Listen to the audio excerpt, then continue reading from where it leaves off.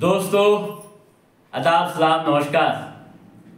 आज के एपिसोड में हम बात करेंगे AIMIM के बारे में। असदुद्दीन ओवैसी की पार्टी है, जैसे आप जानते हैं AIMIM। उनकी बढ़ती बिहार में लोकप्रियता व सिवान के पूर्व सांसद रहे सैयद शहाबुद्दीन के परिवार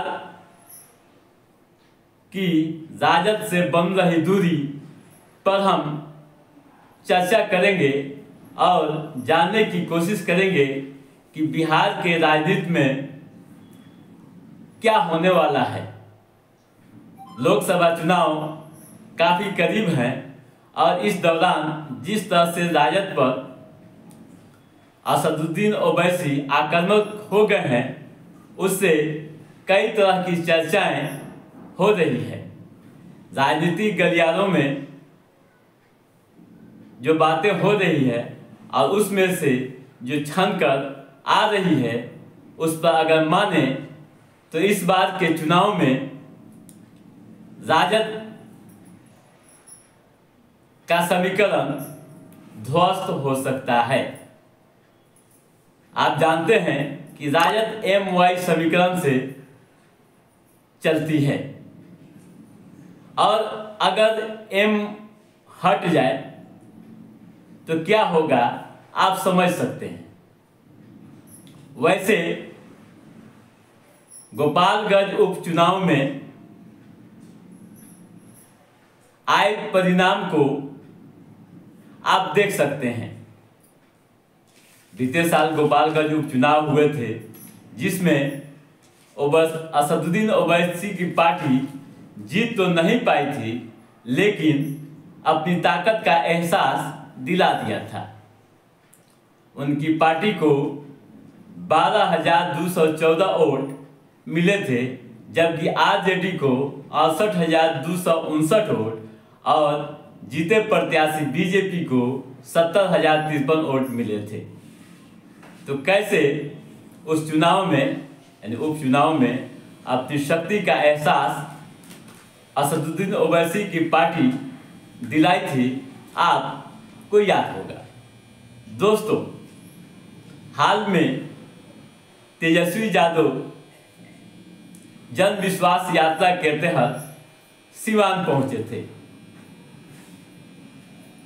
उनकी सभा हुई, लेकिन उनकी सभा में शहाबुद्दीन परिवार का कोई नहीं पहुंचा। न तो ओसामा पहुंचे और न ही हिना शहाब पहुंची। इसको लेकर कई तरह की चर्चाएं भी अभी भी चल रही है और संभावना है कि आगे भी इस पर चलती रहेगी। राजनीतिक पंडित बताते हैं कि इस बार राजद को काफी नुकसान हो सकता है। खासकर माई समीकरण से M टूट सकता है। कैसे टूट सकता है तो इस पर भी हम चर्चा करते हैं। हालांकि भरोसा राजद को है कि माई समीकरण साथ है और बाप समीकरण भी बन गया, वो भी साथ है। लेकिन पहले हम ये चर्चा करें कि बिहार में इन दोनों जातियों की आबादी कितनी है, पहले ये समझते हैं। माई समीकरण जब बनी तो यादव और मुस्लिम को मिलाकर राजद सुप्रीमो लालू यादव ने बनाया था, ठीक है। बिहार में करीब 14% यादवों की आबादी है और 19% मुसलमानों की है। इन दोनों वर्गों या दोनों जातियों को मिलाकर MY समीकरण बनी थी। लेकिन AIMIM के प्रमुख असदुद्दीन ओवैसी के बिहार में दस्तक देने से समीकरण अब दरकता हुआ नजर आ रहा है। आपको बता दूं कि पिछले चुनाव में असदुद्दीन ओवैसी की पार्टी सीमांचल में अच्छी कामयाबी हासिल की थी और 5 सीटें जीती थी। हालांकि राजद ने 4 विधायकों को तोड़ लिया और अपने में मिला लिया था, लेकिन ये तो तय माना जा रहा है और इसके प्रभाव भी सीमांचल में देखने को मिल रहे हैं कि इस बार और अधिक संख्या में मुसलमानों की भागीदारी असदुद्दीन ओवैसी की पार्टी में हो सकती है। जिस तरह की संभावनाएं व्यक्त की जा रही है और जो राजनीतिक गलियारों में खासकर राजनीतिक पंडित जो बता रहे हैं उस पर अगर भरोसा करें तो इस चुनाव में राजद को बड़ा झटका लग सकता है और अधिकांश आबादी मुसलमानों की असदुद्दीन ओवैसी की पार्टी में मिल सकती है, या यूं कहें कि असदुद्दीन ओवैसी को अपना वोट कर सकती है। दोस्तों, आपको यह भी बता दूं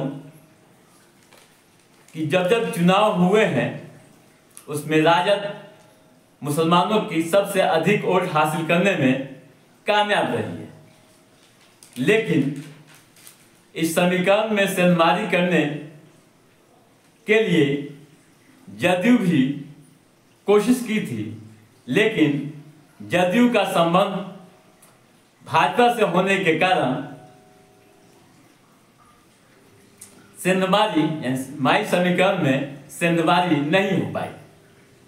लेकिन अब जिस तरह के हालात बन रहे हैं उससे यह साफ झलकता है कि मुसलमान राजद का अब झंडा ढोने वाले नहीं हैं और असदुद्दीन को की पार्टी AIMIM का झंडा उठा सकते हैं।